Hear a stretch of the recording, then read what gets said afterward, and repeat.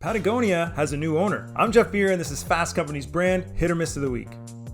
Since its founding in 1973, Yvon Chouinard and his family have been the owners of Patagonia. Now, almost 50 years later, the company is announcing that the Chouinards are transferring all ownership to two newly created entities in an effort both to cement the company's values and its operating structure and step up its fight against the climate crisis. All voting stock, which is about 2% of the total, is now under control of the Patagonia Purpose Trust. The other 98% is now under what's called the Holdfast Collective. The goal behind the Patagonia Purpose Trust is to create a permanent legal structure to enshrine the company's purpose and values so that there will never be a deviation from Chouinard's intent, and to make sure the company continues to demonstrate that capitalism can work for the planet. Meanwhile, the company says that all annual profits that aren't directly reinvested back into the business, which they estimate to be about $100 million every year, will be distributed by Patagonia as a dividend to the Holdfast Collective to fund grassroots environmental organizations,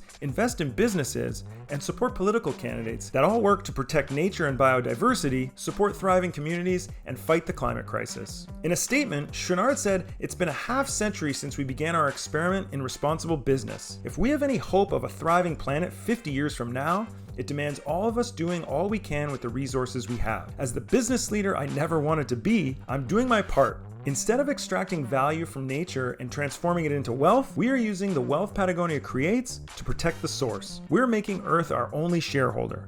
I am dead serious about saving this planet." Okay, so how is an ownership shift, even one as significant as this, a brand hit? Patagonia has long worn its environmental heart on its sleeve, making it core to who it is as a brand and what it represents. It co-founded 1% for the Planet, which has led thousands of companies to commit 1% of annual sales to environmental causes. It helped pioneer the very definition of benefit corporations. Its embrace of organic cotton and recycled materials in apparel led to their widespread proliferation, and it's led the push for the certification of regenerative organic agriculture. Whether it's mountain first ascents or finding a better way to make apparel, Patagonia is a company and a founder that has never been afraid of a challenge. As Chouinard told me a few years ago, it's a never-ending summit. You're just climbing forever. You'll never get to the top, but it's the journey. The company is about to mark the 50th year of its own unique journey, and once again, it's reached the edge of the corporate map and decided to chart a new path. That's it for this week. Thanks for watching. Don't forget to like the video, subscribe to Fast Company's channel, and please come back every week to check out more of the Brand Hit or Miss series.